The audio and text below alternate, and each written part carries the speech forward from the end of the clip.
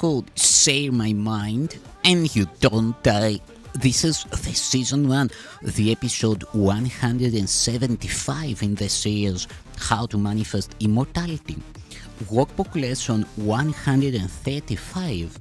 And the idea we're going to practice today is, if I defend myself, I am attacked. If I defend myself, I am attacked. Who would defend himself unless he thought he were attacked, that the attack were real, and that his own defense could save himself? And herein lies the folly of defense. It gives illusions full reality and then attempts to handle them as real. It adds illusions to illusions, thus making correction doubly difficult. And it is this you do when you attempt to plan the future, activate the past, or organize the present as you wish. You operate from the belief you must protect yourself from what is happening because it must contain what threatens you. A sense of threat is an acknowledgement of an inherent weakness, a belief that there is danger which has power to call on you to make appropriate defense. The world is based on this insane belief, and all its structures, all its thoughts and doubts, its penalties and heavy armaments, its legal definitions and its codes, its ethics and its leaders and its gods, all serve but to preserve its sense of threat. For no one walks the world in armature, but must have terror striking at his heart.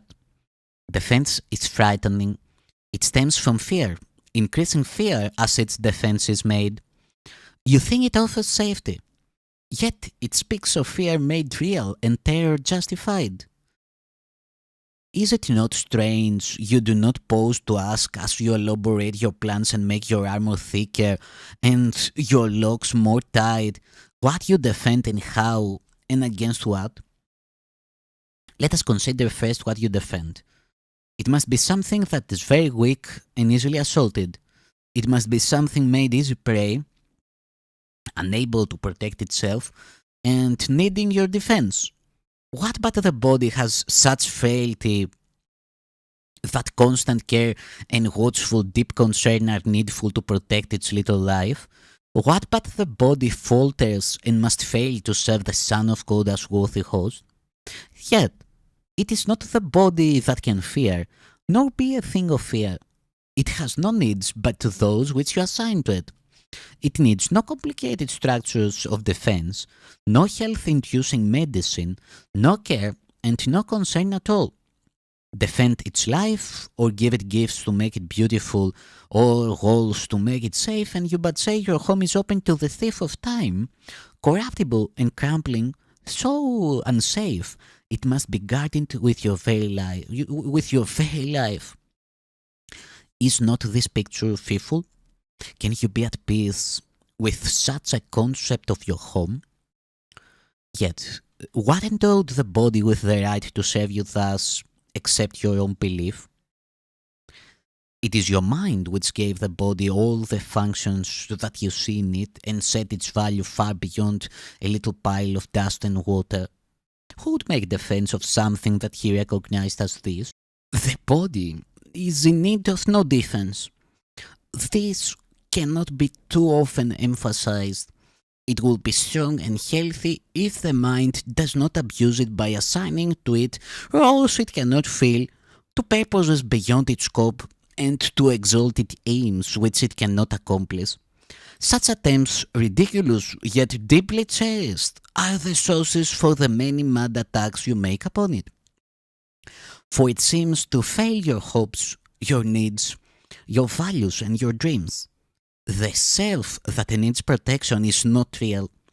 The body, valueless and hardly worth the least defense, need merely be perceived as quite apart from you, and it becomes a healthy, serviceable instrument through which the mind can operate until its usefulness is over.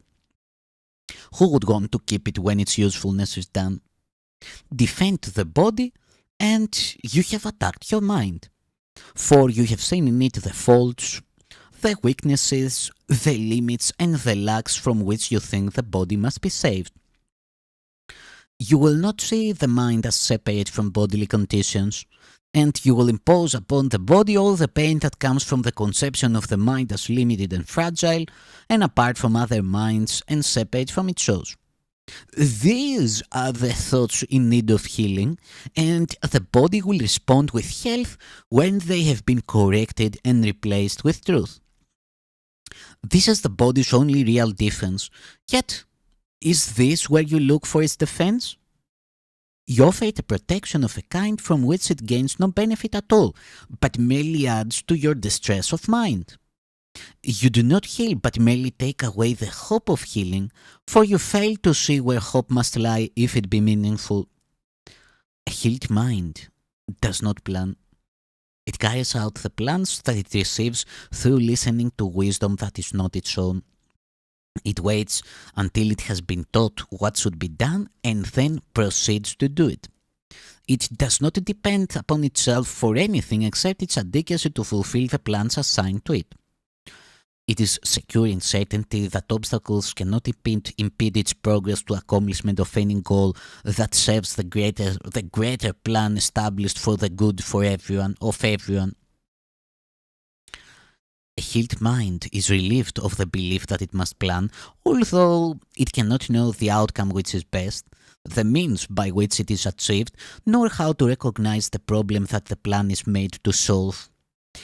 It must misuse the body in its plans until it recognizes this is so. But when it has accepted this as true, then is it healed and lets the body go. Enslavement of the body to the plans the unhealed mind sets up to save itself must make the body sick. It is not free to be the means of helping in a plan which far exceeds its own protection and which needs its service for a little while. In this capacity is health assured, for everything the mind employs for this will function flawlessly and with the strength that has been given it and cannot fail. It is perhaps not easy to perceive that self-initiated plans are but defenses with the purpose all of them were made to realize. They are the means by which a frightened mind would undertake its own protection at the cost of truth. This is not difficult to realize in some forms which these self-deceptions take, where the denial of reality is very obvious, yet planning is not often recognized as a defense. The mind engaged in planning for itself is occupied in setting up control of future happenings. It does not think that it will be provided for unless it makes its own provisions. Time becomes a future emphasis to be controlled by learning and experience obtained from past events and previous beliefs. It overlooks the present, for it rests on the idea the past has taught enough to let the mind direct its future course. The mind that plans is thus refusing to allow for change. What it has learned before becomes the basis for its future goals. Its past experiences direct its choice of what will happen. And it does not say that here and now is everything it needs to guarantee a future quite unlike the past, without a continuity of any old ideas and sick beliefs. Anticipation plays no part at all, for present confidence directs the way. Defenses are the plans you undertake to make against the truth. Their aim is to select what you approve and disregard what you consider incompatible with your beliefs of your reality. Yet, what remains is meaningless indeed, for it is your reality that is the threat which your defenses would attack, obscure, and take apart and crucify. What could you not accept if you but knew that everything that happens, all events, past, present, and to come, are gently planned by one whose only purpose is your good? Perhaps you have misunderstood his plan, for he would never offer pain to you. But your defenses did not let you see his loving blessing shine in every step you ever took. While you made plans for death, he led you gently to eternal life. Your present trust in him is the defense that promises a future undisturbed, without a trace of sorrow, and with joy that constantly increases as this life becomes a holy instant, set in time, but hiding only mortality. Let no defenses but your present trust direct the future, and this life becomes a meaningful encounter with the truth that only your defenses would conceal. Without defenses, you become a light which heaven gratefully acknowledges to be his own, and it will lead you on in ways appointed for your happiness according to the ancient plan begun when time was born. Your followers will join their light with yours, and it will be increased until the world is lighted up with joy. And gladly will our brothers lay aside their cumbersome defenses, which availed them nothing and could only terrify. We will anticipate that time today with present confidence, for this is part of what was planned for us. We will be sure that everything we need is given us for our accomplishment of this today.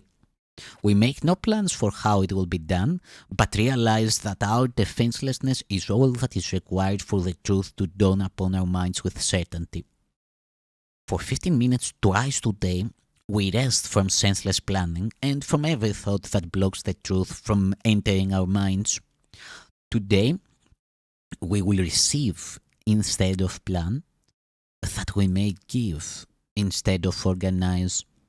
And we are given truly, as we say, if I defend myself, I am attacked. But in defenselessness, I will be strong, and I will learn what my defenses hide. Nothing but that. If there are plans to make, you will be told of them. They may not be the plans you thought were needed, nor indeed the answers to the problems which you thought confounded you. But they are answers to another kind of question, which remains unanswered yet in need of answering until the answer comes to you at last.